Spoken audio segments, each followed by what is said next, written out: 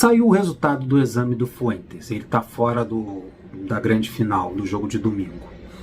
Aí passou pela cabeça do Mano Menezes, segundo o Gabriel Amaral, o jornalista Gabriel, de utilizar o Freitas como titular ao lado do René na zaga. O René entraria ali no lugar do Fuentes e o Freitas ao lado dele, barrando o Inácio. Porque na ideia dele, o Freitas ele também joga na lateral esquerda. Então ele poderia fazer aquela dobradinha ali com o René, fazer um reforço pelo lado esquerdo.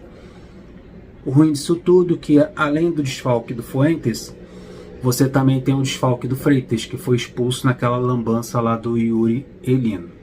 Resumo da ópera.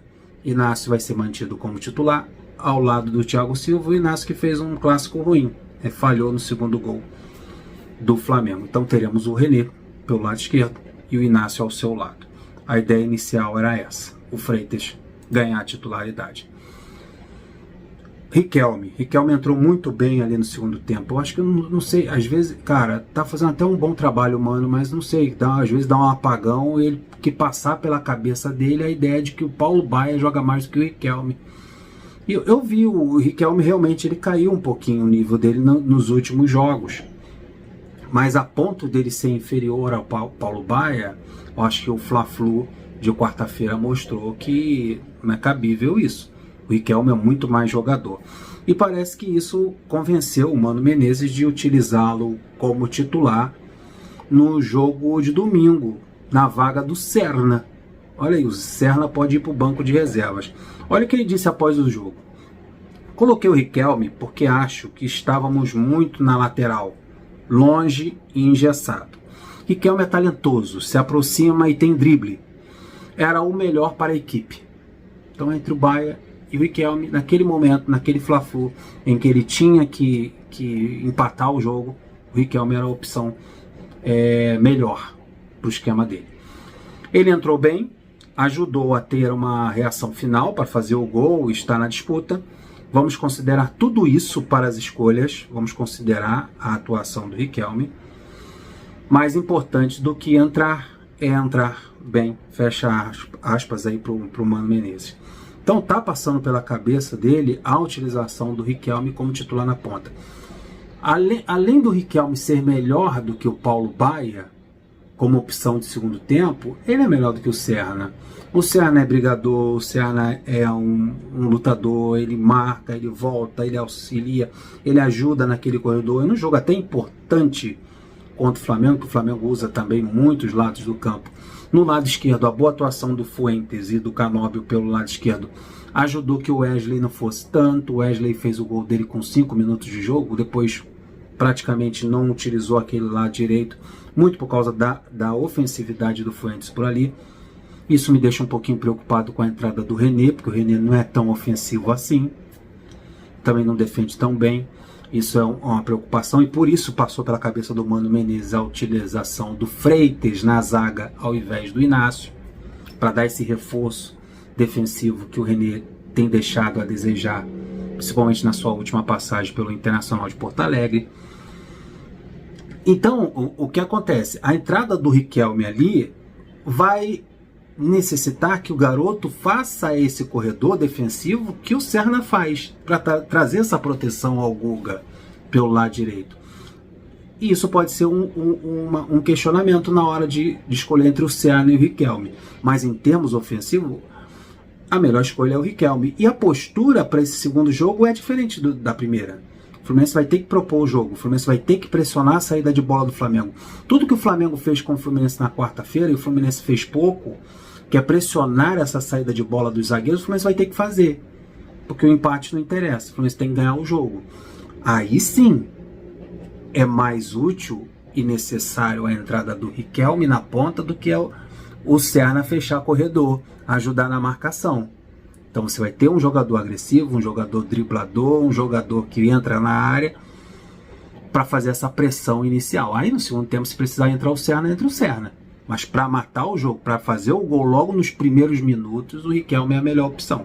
Como foi a melhor opção no segundo tempo, naquele momento, para o Fluminense tentar o empate, vai ser agora no segundo jogo para o Fluminense abrir o placar no início da partida. Então o Riquelme realmente deve começar como titular. Vamos lá, o exame do Fuentes. Olha o que deu. O lateral esquerdo, Gabriel Fuentes, foi submetido a exames de imagem e teve detectada uma lesão muscular no grupo anterior da coxa esquerda. Então foi na coxa esquerda. Então uma lesão muscular que tira o Gabriel Fuentes, não só da seleção colombiana, que ele poderia ter sido convocado, como também do jogo decisivo do domingo. Uma pronta recuperação ao Fuentes, que ele volte o mais depressa possível.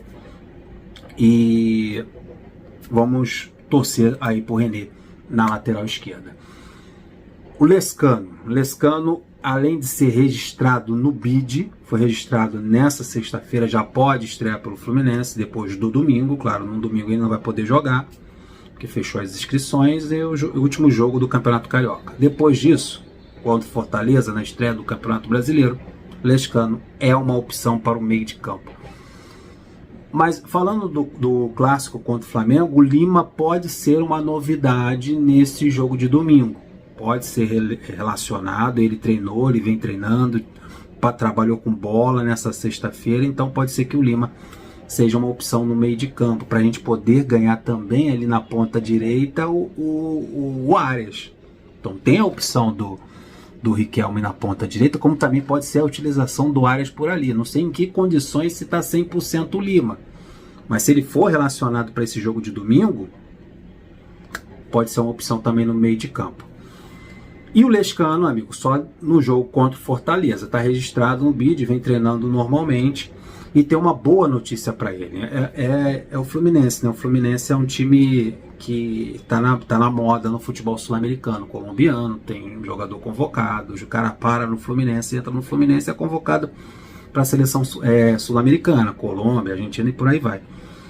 O Rubem Lescano, meia do Fluminense, foi convocado para a seleção paraguaia, a primeira convocação dele para a seleção principal, se eu não me engano. Acho que é a primeira convocação dele.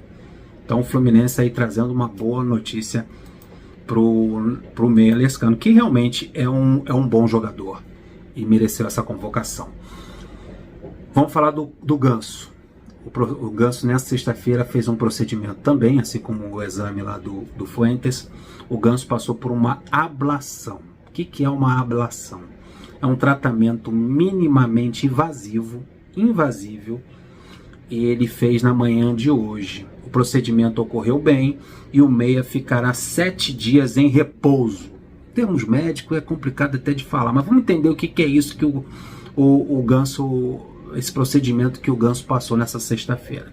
Então, de acordo com o Hospital Albert Einstein, é o procedimento de escolha para o tratamento de algumas arritmias cardíacas, assim como o estudo eletrofisiológico. A ablação é realizada por meio de catéteres, sem a necessidade de abertura do tórax para acesso ao coração. É através de catéteres, possibilitando uma rápida recuperação. Então é isso que o Ganso passou nessa sexta-feira. Ele vai ficar num repouso de 7 dias e depois vai voltar às suas atividades normalmente lá no CT Carlos Castilho. Então também uma pronta recuperação ao Paulo Henrique Ganso. E eu fico por aqui pedindo aquele like, a sua inscrição e o seu compartilhamento. Vamos nessa.